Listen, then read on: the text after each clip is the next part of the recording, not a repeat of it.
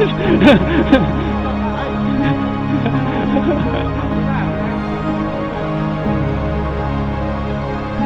できないですね。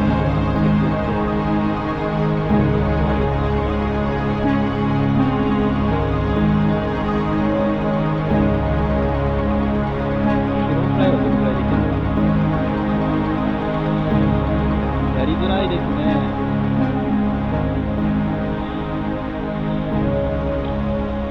このぐらいまでが限界かな。失速するかな。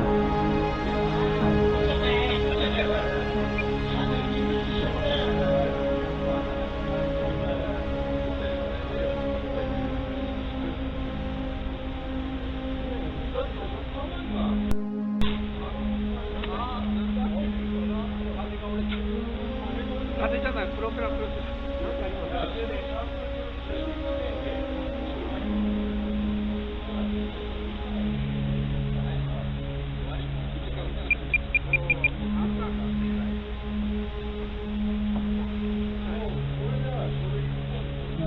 いいかな。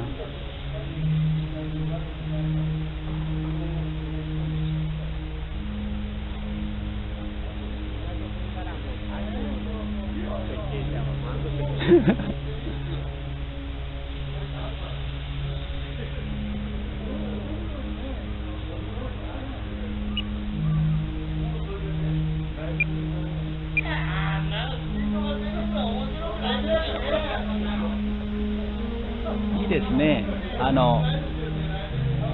スケール飛行するのはいいですね。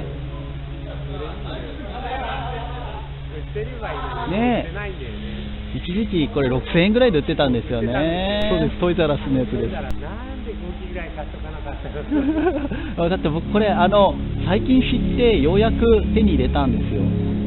はい、ちょっと着陸させます。